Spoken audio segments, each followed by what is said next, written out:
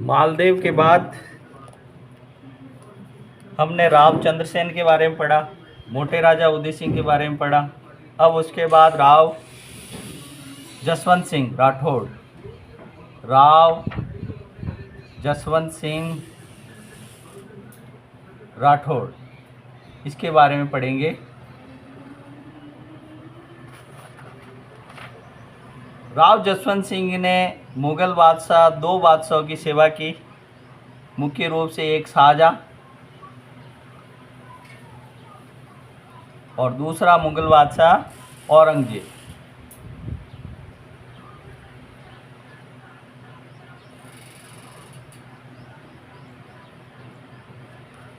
शाहजहाँ इसे खालाजात भाई के नाम से पुकारते थे, राव जसवंत सिंह को। इसको क्या कहते थे? शाहजहाँ खालाजात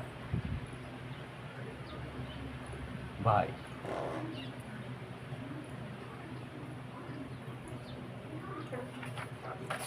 अब इनके घटनाक्रम के बारे में बताते हैं। जब शाहजहाँ की मृत्यु, शाहजहाँ को जेल में कैद कर देते हैं और औरंगजेब और उत्तराधिकारी युद्ध होता है। इन उत्तराधिकारी युद्ध में राव जसवंत सिंह दारा शिकोह का साथ देते हैं, दारा शिकोह का साथ देते हैं और उसके पक्ष में युद्ध लड़ते हैं। इससे औरंगजेब नाराज़ हो जाता है। इस नाराज़गी को दूर करने के लिए जब ये राव जसवंत सिंह जयपुर के राजा मिर्ज़ा राजा जयसिंह से अपनी पुनः स्वामी भक्ति की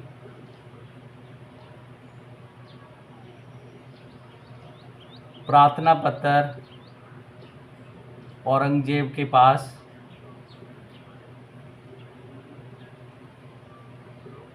सिफारिश करवाते हैं। सिफारिश यानी कि उनकी नाश।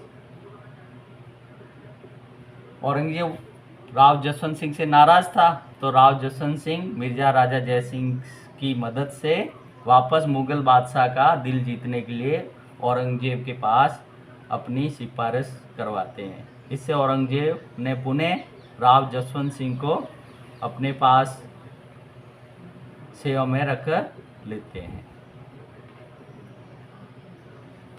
उसके बाद प्रमुख घटनाक्रम, इन्होंने मुग़ल सेवा में अनेक सेवा कार्य किए। जब 1678 ईस्वी में जमरूद, ये जमरूद कहाँ आया? पेशावर,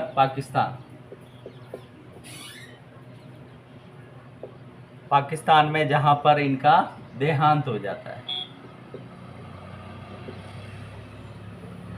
जब जसवंत सिंह की मृत्यु होती है तो औरंगजेब इतने खुश होते हैं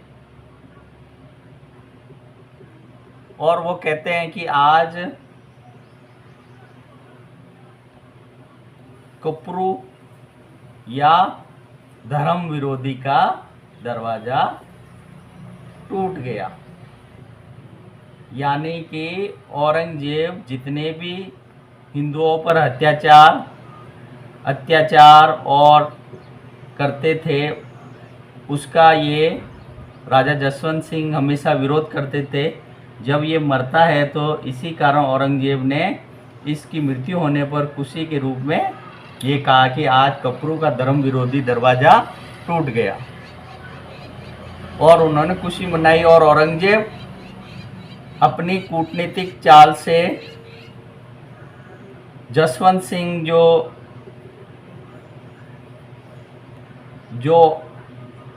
राव जसवंत सिंह की एक रानी के पेट कोख में पल रहा था, उसे शुरू से ही औरंगजेब मरवाने का प्रयासरत था। जब राव जसवंत सिंह की मृत्यु होने पर वे और अधिक प्रयास करने लगा। जब पेशावर से इनमें प्रमुख राजपूत दुर्गादास राठौड़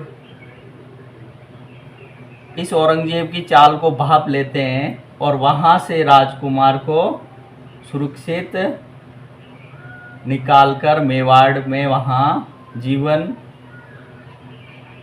यापन करने के लिए गुप्त रूप में रखने लगते हैं। इस प्रकार मेवाड़ का दीपक जसवंत सिंह के पुत्र जो अजीत सिंह का बचाव करने में दुर्गादास का महत्वपूर्ण योगदान रहता है। और आगे इसी समय एक प्रमुख लेखक हुए मुणहोत नैन्सी।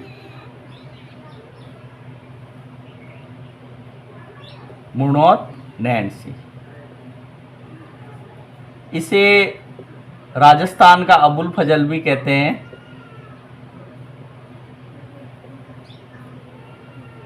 क्योंकि अबुल फजल ये अकबर का नवरत्नों में से एक था, लेकिन इसके पुत्र जहांगीर ने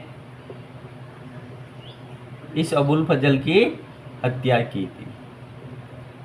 ऐसा ही मुणहोत नैन्सी के साथ भी ऐसा ही हुआ। ये जसवंत सिंह के दरबार में प्रमुख रूप से थे और जसवंत सिंह के पुत्र अजीत सिंह द्वारा इनकी भी हत्या करवाई गई। इसी कारण मुणहोत नैन्सी को राजस्थान का अबुल फजल कहते हैं।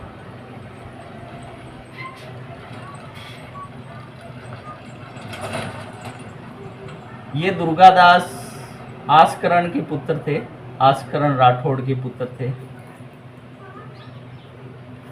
इनके साथ भी यही ट्रेजेडी होती है। जब अकबर राजा बनता है तो अकबर 13 वर्ष की उम्र में शासन संभालते हैं और उसके प्रमुख राज बैराम खां की देखरेख में ये अकबर शासन संभालते हैं। इसी कारण 1956 से लेकर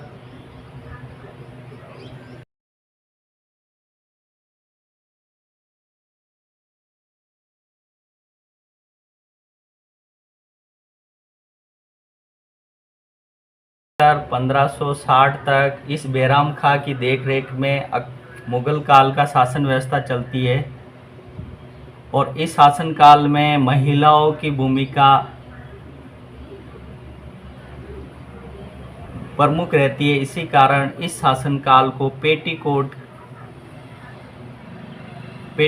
का शासन भी कहते हैं। इसी प्रकार बैराम खां इतने मजबूत संरक्षक के रूप में मुगल शासक अकबर अपना राज शासन चलाते हैं। इसी तरह मेवाड़ में भी मारवाड़ के दुर्गादास मेवाड़ में अजीत सिंह को रखकर उसे बड़ा करते हैं और पूरा शासन व्यवस्था दुर्गादास चलाते हैं। जब अजीत सिंह बड़ा हो जाता है तो उसे ये दुर्गादास की शासन व्यवस्था पसंद नहीं आती है और उसे अकबर की तरह बैराम खां को भी देश निकाला देता है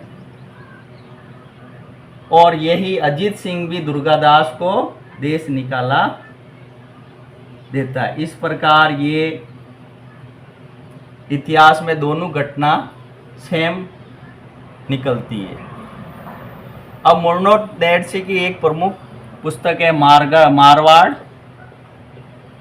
परगनारी विगत। ये आरपीसी में कई बार आ चुका है। इस प्रकार हमने राव जसवंत सिंह राठौड़ और अजीत सिंह के समय बचपन में होने वाली घटनाओं के बारे में पढ़ा। जय हिंद।